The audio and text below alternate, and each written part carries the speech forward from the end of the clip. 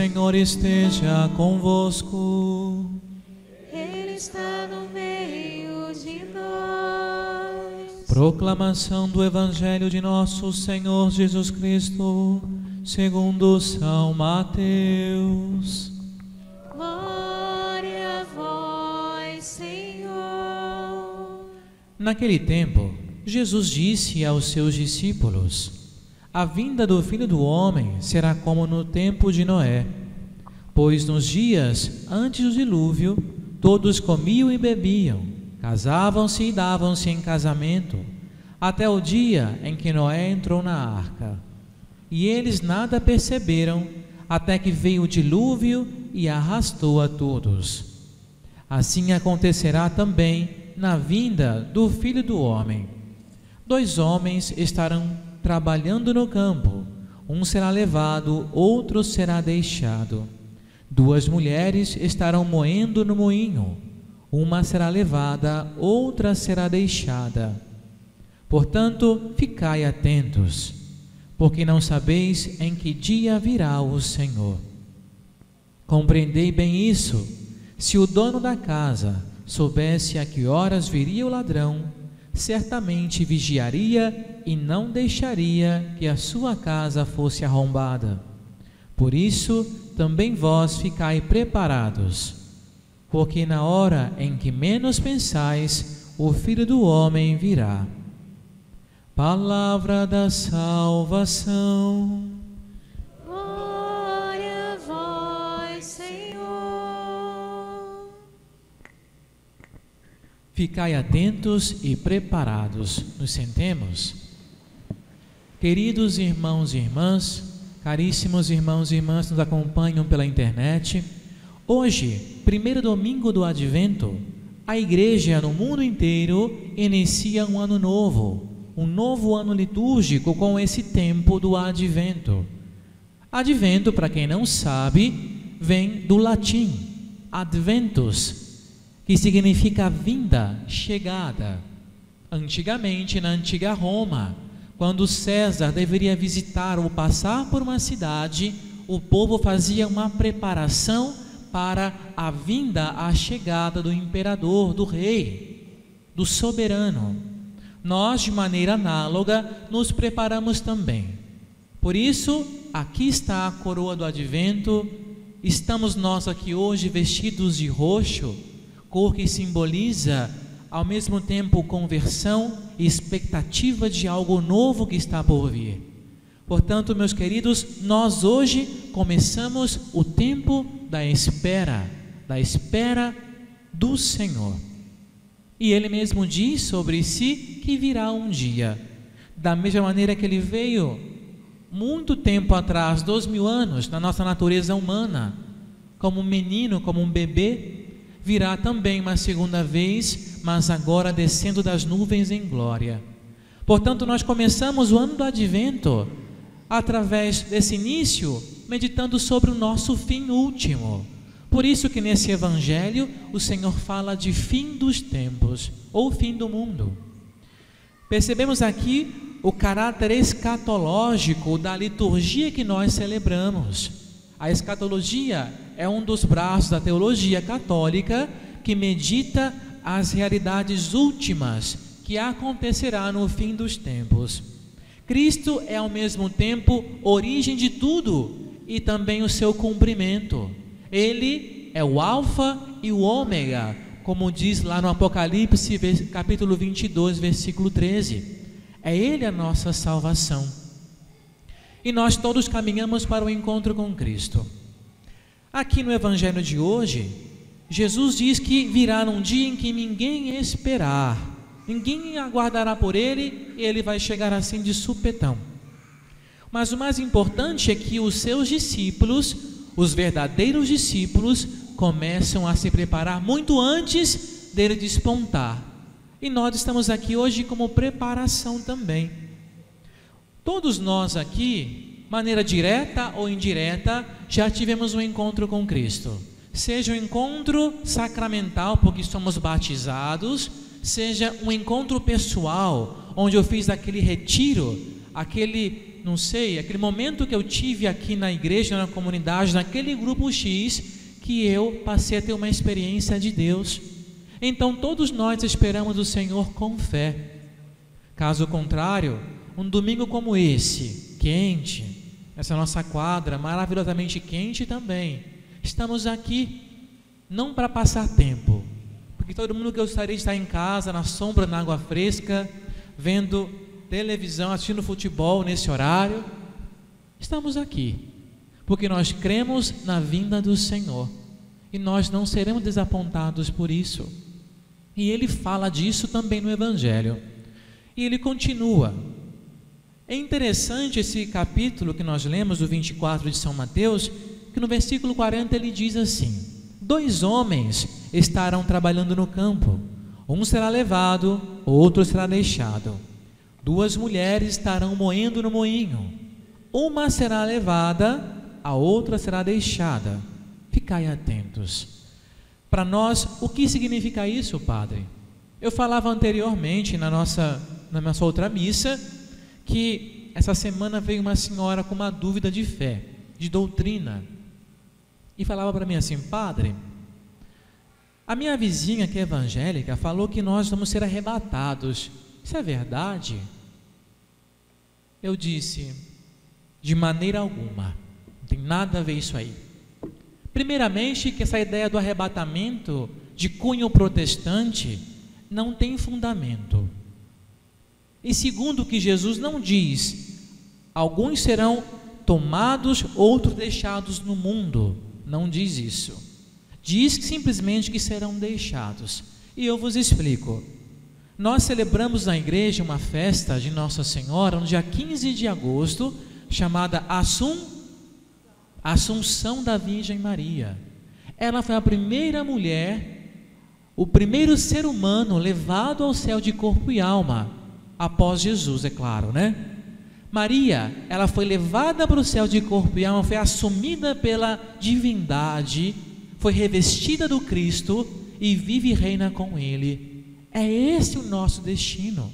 Quando o Senhor fala que um será levado, significa que as pessoas, alguns, não todos, aqueles que têm fé e perseverarem vigilantes, serão levados do céu de corpo e alma. Já aqueles que não têm fé, que vivem uma vida dissoluta, longe do Senhor, serão deixados neste mundo, Padre? Não, no abismo, no lago de fogo e enxofre, como fala o Apocalipse, o lago ardente preparado para Satanás e os seus anjos. Esse mundo que nós vemos passará, e a vida nova que Deus nos dá será no novo céu, numa terra nova, na nova Jerusalém celeste. Lá é a nossa morada. Ninguém vai ficar neste mundo. Deus nunca fará isso conosco. Portanto, no último dia, nós seremos revestidos de Cristo, a nossa vida nova, e iremos para o céu de corpo e alma, porque nós só somos inteiros de corpo e alma. Um espírito sem corpo não é um ser humano, mas nós vivos em corpo e alma, como o Senhor vive e reina em corpo e alma no céu. Portanto, meus queridos, não se preocupem com o arrebatamento. Não é verdade de fé e nunca será. Mas o mais importante é o que o Senhor fala nas entrelinhas. Ele não vem anunciar catástrofe, fim do mundo, cataclisma, um apocalipse de morte e sofrimento. Vem anunciar que Ele vai voltar uma segunda vez. Essa é a certeza, o dogma de fé. E Ele diz que virá como um ladrão. Ainda há pouco eu contava um depoimento meu, de ontem de manhã. Eu estava, abrindo um parêntese aqui, né? Estava aqui na frente de casa, aqui, naquele portão ali da matriz, do lado da matriz, esperando uma carona para ir ao Rio, lá na Zona Oeste, que eu tinha um batizado para fazer. Estando ali, eu acabei trancando o portão e me sentando no degrau da escada da secretaria. Era mais ou menos umas 10 para as 6 da manhã, não tinha ninguém nessa praça, nem uma alma viva aqui na frente, só o padre. Eu falei: estranho isso aqui. Me sentei e fiquei. Quando eu menos espero, despontou ali na frente, na corrente da quadra, um motoqueiro, né? Aí ele olhou para um lado para atravessar a rua e me viu lá no cantinho. Aí ele pegou, veio na contramão aqui e foi lá na porta. Aí quando estava se aproximando, eu falei: meu Deus, será que é um bandido? Será que é um ladrão? Aí eu me levantei. Aí comecei a procurar a chave, que fica sempre nesse bolso, e não estava. A minha chave, não dá tempo de correr, né? É que nem cachorro bravo, quanto mais você corre, é pior. Aí eu falei assim: vou ficar aqui mesmo. Aí pensei comigo: perdi.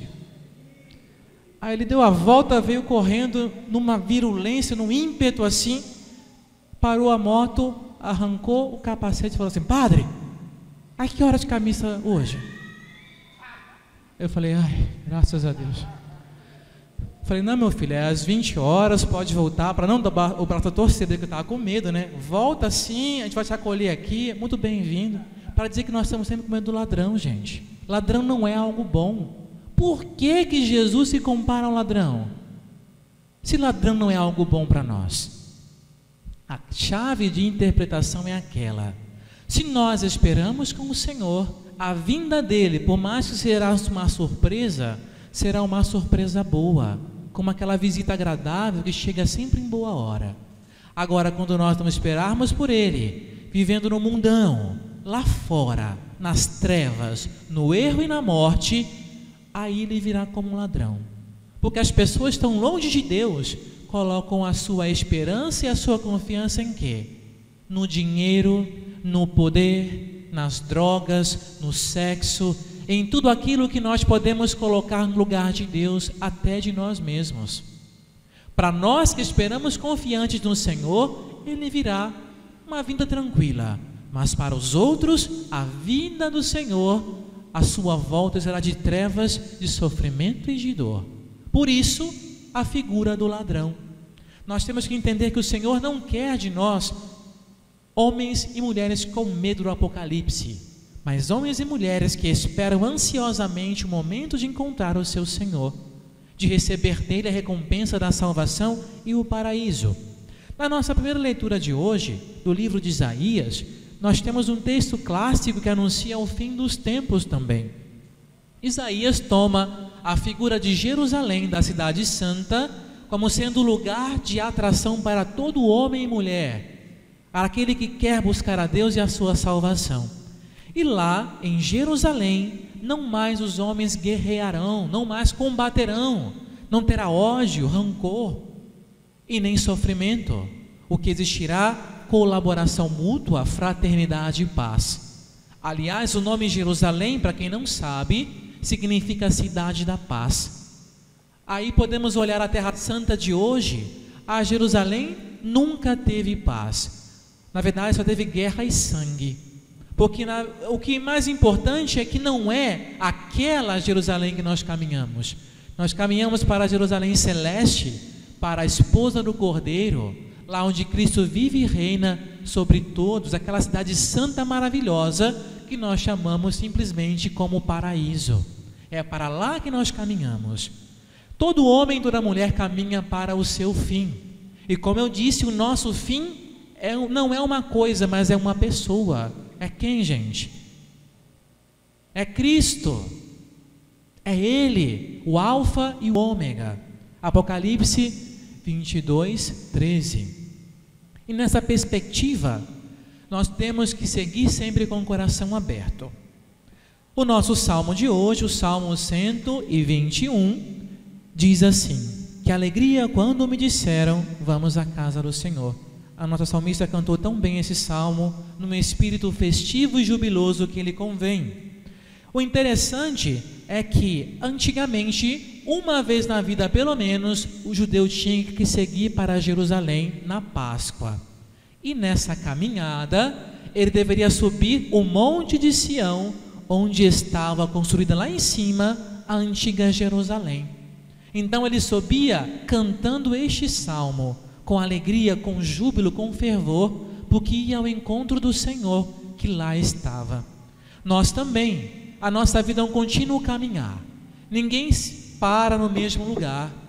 Todos nós caminhamos e a nossa vida caminha para um fim. Nós podemos fazer da nossa caminhada uma subida em direção a Jerusalém Celeste, ao paraíso, ou podemos caminhar em forma de descida. Para onde? Só Deus sabe onde. Quando nós caminhamos subindo, nós caminhamos progredindo em virtude, progredindo na vida espiritual e na vida moral, como homens e mulheres bons que seguem a Deus pelos seus mandamentos. Agora, se eu não tenho Deus no meu coração, eu começo a fazer uma caminhada de maneira descendente para baixo, né? E nessa minha descida, eu caminho sim, mas progredindo não na vida santa, mas na vida de pecado, a dissolução, da morte e também da devassidão. Nós temos que buscar sempre caminhar para Cristo, para Deus que nos chama. Deixemos de lado a vida velha, o homem velho. Nós podemos ser sempre pessoas melhores hoje, porque o ontem já passou, o amanhã ainda não chegou. É o que fala São Paulo para nós na segunda leitura. Vós sabeis em que tempos estamos. Jesus pode vir a qualquer momento. É hora de despertar. Despojemo-nos das ações das trevas e vistamos as armas da luz. Ou seja, busquemos hoje a nossa conversão, a nossa mudança de vida, porque advento é tempo de conversão também. Então, hoje é o que o Senhor nos garante. Sejamos transparentes, honestos e busquemos assim ser atentos e vigilantes, nos preparando para a vinda do Senhor que virá. Portanto, meu irmão, minha irmã, advento é isso, tempo de espera, tempo de arrumarmos a nossa casa para a visita do nosso Senhor que vem. Vem para nos condenar? Não. Vem para dar a cada um de nós o prêmio da vida eterna que esperamos. Louvado seja nosso Senhor Jesus Cristo. Queridos irmãos e irmãs, vamos juntos em pé, como Igreja Católica, professar a nossa fé. Creio em Deus Pai Todo-Poderoso, Criador do céu e da terra, e em Jesus Cristo, seu único Filho, nosso Senhor, que foi concebido pelo poder do Espírito Santo,